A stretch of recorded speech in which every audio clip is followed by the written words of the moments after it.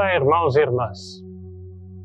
Esta é a 10ª palavra que trazemos aos irmãos a respeito do discipulado.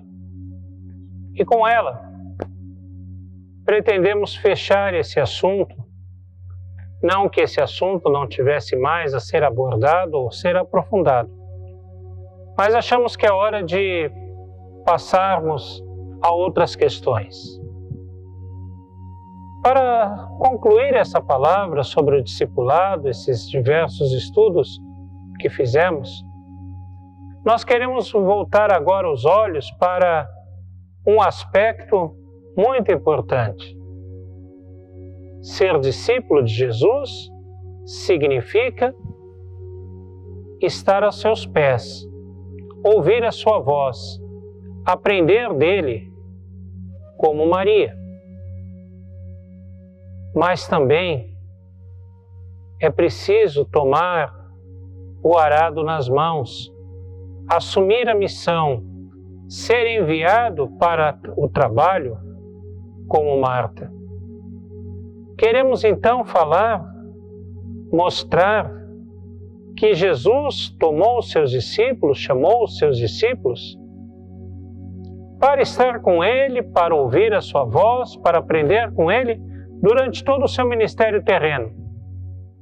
Mas ao se despedir deles, ao voltar para encontrar com eles, já ressurreto, o Senhor lhes enviou para formar outros discípulos, para que outros também se tornassem discípulos de Jesus. Ao cair da tarde daquele dia, o primeiro da semana, trancadas as portas da casa onde estavam os discípulos, com medo dos judeus, veio Jesus, pôs-se no meio e disse-lhes: paz seja convosco. E dizendo isto, lhes mostrou as mãos e o lado. Alegraram-se, portanto, os discípulos ao verem o Senhor. Disse-lhe, pois, Jesus: paz seja convosco. Assim como o Pai me enviou, eu também vos envio. E havendo dito isto, soprou sobre eles e disse-lhes: recebei o Espírito Santo. Se de alguns perdoardes os pecados, são-lhes perdoados. Se lhes retiverdes, são retidos. João 20, 19 e 23.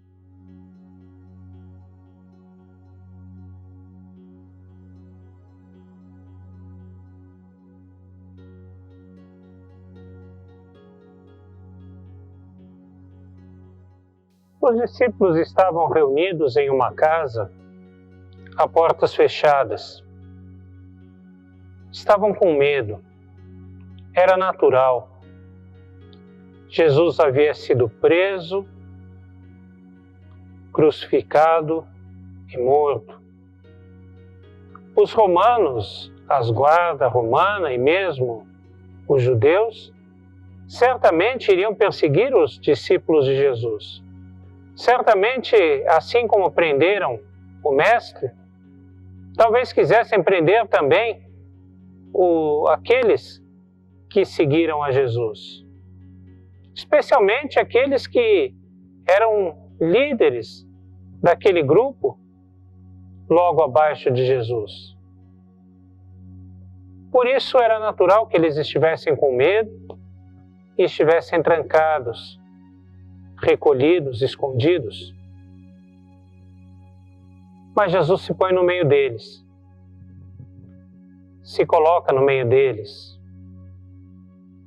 Não bate a porta, não pede licença, simplesmente entra, porque ali era o lugar dele, junto com os seus.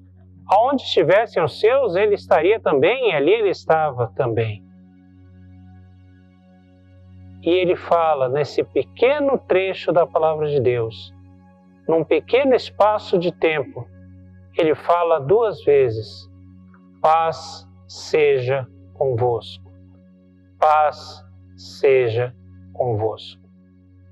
Ele já havia prometido a paz antes, na última noite, que ele passara com eles e dissera: deixo-vos a minha paz vos dou, não vou lá dou como o mundo a dá.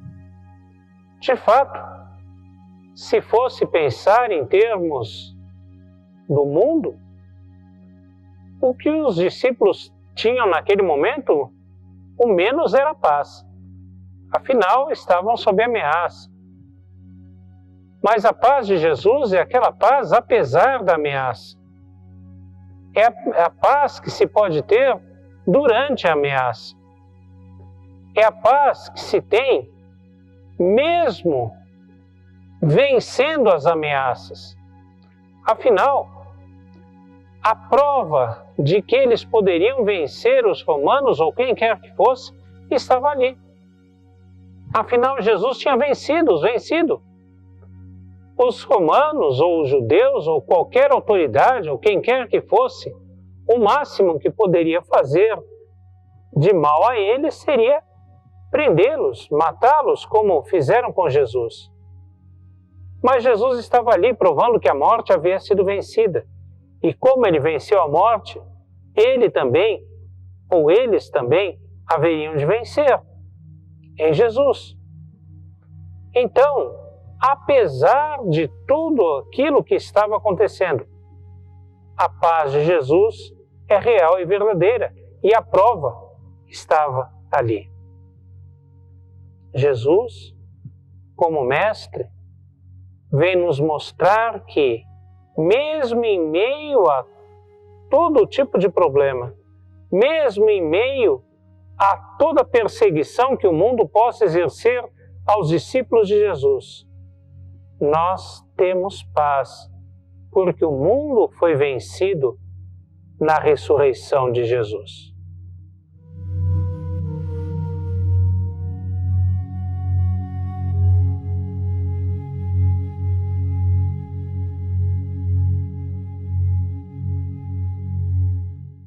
Jesus então diz aos seus discípulos: eu vos envio.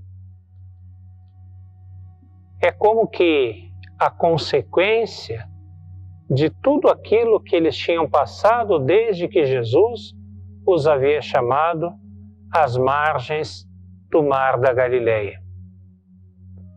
Durante muito tempo, alguns falam em 3 anos, aqueles discípulos estiveram junto de Jesus, andando com ele, ouvindo as suas palavras, vendo o que ele fazia, participando dos seus milagres, participando da sua intimidade, aprendendo, sendo discípulos de Jesus. Agora Jesus se recolhia ao Pai, ou ia de volta para o Pai. Ele havia cumprido a sua missão principal. Havia sido crucificado, derramado seu sangue pela salvação da humanidade. Mas havia ressuscitado, concluído aquela porção do seu ministério. E agora era a hora de ir para o Pai. Mas o mundo não precisava ouvir a palavra de salvação, precisa ouvir a palavra da graça, da misericórdia, do amor de Deus. O mundo precisa conhecer a justiça do Pai que se fez em Jesus Cristo. O mundo precisa conhecer que há esperança e que a esperança não se reduz aos momentos que passamos sobre a face da terra, que há esperança de reconciliação com Deus, que há esperança de perdão de pecados, que há esperança de comunhão com os nossos irmãos, com aqueles que são nossos semelhantes, que há esperança de comunhão com o restante da criação. O mundo precisa conhecer a salvação pela qual Jesus morreu. E para isso, então, Jesus envia os seus discípulos para que outros também se tornem discípulos de Jesus, para que outros venham a Ele conheçam a sua graça, conheçam a sua misericórdia, conheçam os seus ensinos, conheçam o seu amor e também eles se façam pescadores de homens, se façam discípulos a buscar outros discípulos. É como uma reação em cadeia. Jesus chama 12 para que vão, anunciem a sua salvação a outros, esses outros a outros, e outros e outros. Até hoje. Até hoje que nós que somos discípulos de Jesus, também somos chamados e enviados a anunciar o seu amor, a fazer outros discípulos. Assim como ele chamou e enviou aqueles homens, ele também nos chama e nos envia para sermos discípulos e fazermos novos discípulos.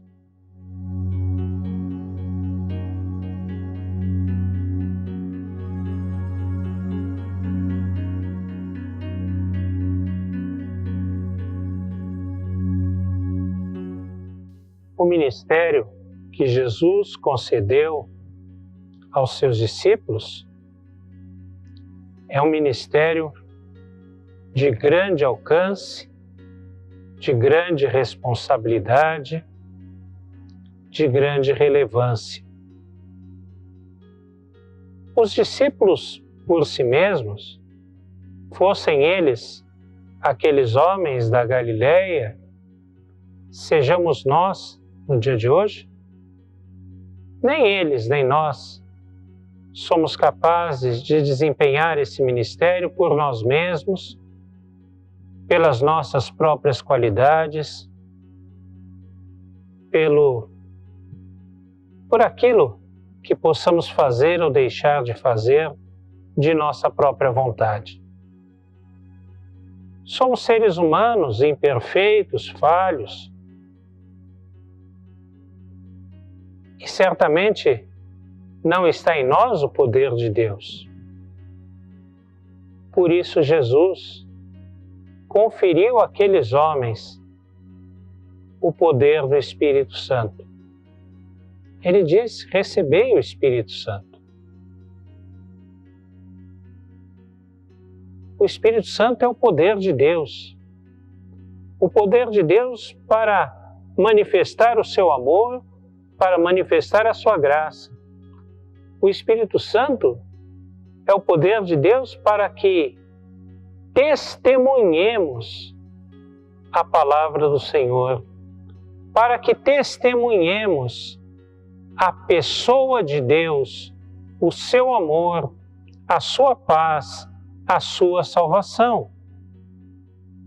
O Espírito Santo foi dado sobre aqueles homens e é derramado sobre todos aqueles que são discípulos de Jesus,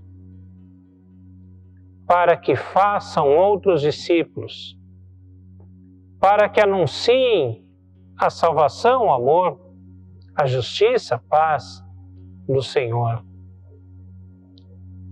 O Espírito Santo é o poder de Deus, não para nos elevarmos, não para nos gloriarmos a nós mesmos, não para manifestar ao mundo um poder pitoresco que se expressa em maravilhas sem nenhuma consequência, quase que como um puro entretenimento. Mas o Espírito Santo é o poder que Deus nos dá, que Deus põe sobre nós, melhor dizendo, para que nós testemunhemos a salvação e para que outras pessoas conheçam o amor de Deus e se tornem também eles discípulos de Jesus.